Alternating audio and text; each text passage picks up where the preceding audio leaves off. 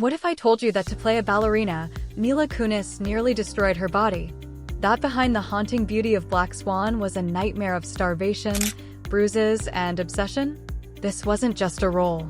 It was an all-consuming transformation that blurred the line between art and suffering. Welcome to Celebrity Watchline, your source for scandals, viral moments, and pop culture deep dives. Subscribe so you don't miss out. When Black Swan hit theaters in 2010, it shocked audiences to their core. This wasn't just another psychological thriller. It was a cinematic descent into madness, and it made people squirm because it felt so real. The film told the story of Nina, a ballerina consumed by perfection, slowly unraveling as she battles her darker alter ego, embodied by Mila Kunis's character, Lily.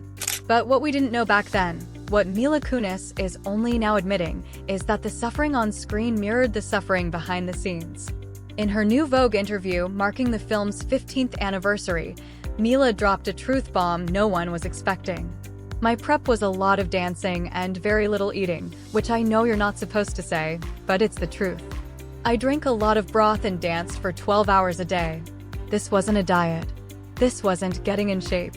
This was starvation combined with obsession." She's blunt about it. Very little eating. Just broth. Hours upon hours of practice. To really understand why this is so shocking, you have to remember who Mila Kunis was before Black Swan. She was best known as Jackie from that 70s show. The funny, snarky, sarcastic sitcom character. She did comedies, rom-coms, voice acting on Family Guy.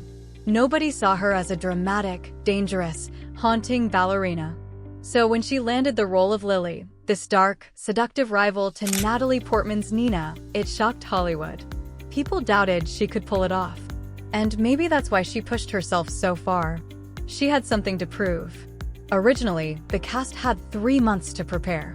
Grueling, but manageable. Then the production hit a wall.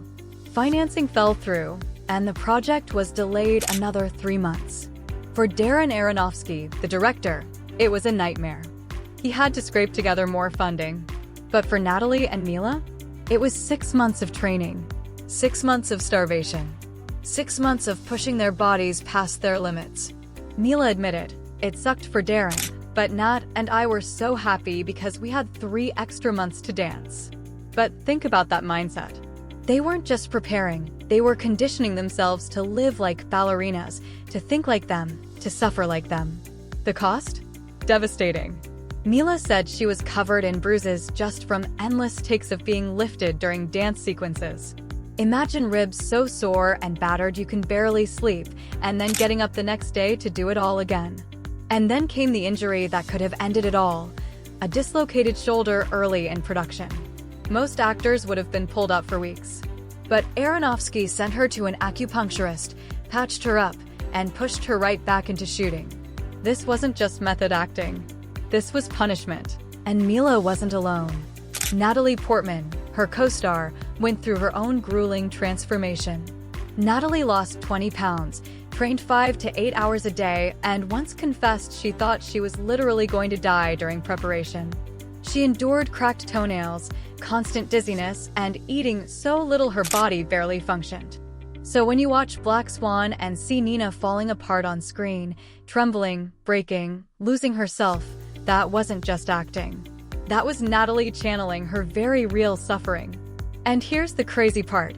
Mila wasn't even a trained ballerina. She didn't belong in that world. Natalie recalled the moment she realized Mila might be right for the role. They were hanging out at a flea market when Mila casually mentioned ballet shoes. Natalie's ears perked up. "Wait, you danced?" she asked. Mila laughed and said, "I danced once." Natalie called Darren immediately, hyping Mila as a natural ballerina. She admitted in hindsight, "I may have exaggerated on your behalf." So Mila walked into Black Swan with almost no background in ballet and had to transform from sitcom star to professional ballerina in just months. It's like being thrown into a shark tank. But none of this should surprise anyone familiar with Darren Aronofsky. The director has a reputation for pushing actors beyond their limits. He thrives on raw, messy, painful realism. In Requiem for a Dream, Jared Leto famously lived like a junkie to understand his role. In The Wrestler, Mickey Rourke was battered and bruised like a real fighter.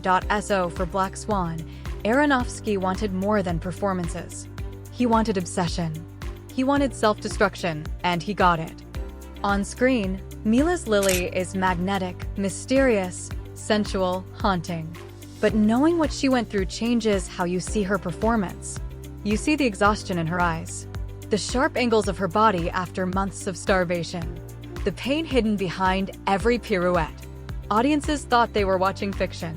In reality, they were watching art imitate life in the most disturbing way possible. And this opens up a bigger, scarier question. How many other Hollywood roles are built on suffering we never see? From Christian Bale's shocking weight loss for The Machinist to Leonardo DiCaprio sleeping inside animal carcasses in The Revenant, actors are pushed or push themselves to extremes. But Black Swan is different, because its whole story is about obsession, eating disorders, and mental collapse. And the actresses weren't just pretending, they were living it. Was it worth it? Commercially, yes. From a $13 million budget, Black Swan exploded into a $330 million global success. Critically, yes.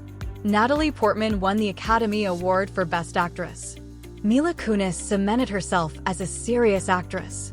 But personally, that's harder to say. You can't put a price on the toll it takes to starve yourself, to break your body, to push your mind to the edge. Now, 15 years later, fans will once again step into that nightmare. On August 21st and 24th, a newly remastered version of Black Swan will hit IMAX theaters across the country. Watching it today feels different, because now we know the truth. Now we understand what it really cost Mila Kunis and Natalie Portman. Even Natalie herself admitted she didn't fully grasp what Aronofsky was creating until she saw the final cut. That first time watching it was shocking and exhilarating in a really wonderful way. I had no comprehension of the scope of Darren's vision. She wasn't alone. None of us did. Looking back, Black Swan is a masterpiece. But it's also a warning. It shows how obsession can destroy a ballerina's mind. And behind the scenes, it shows how Hollywood's demand for perfection can destroy its stars. Mila's honesty today, admitting she barely ate, admitting she was broken, is a reminder that some of the most celebrated art comes at the highest cost. And that's the haunting truth of Black Swan. Thanks for watching Celebrity Watchline. See you in the next one.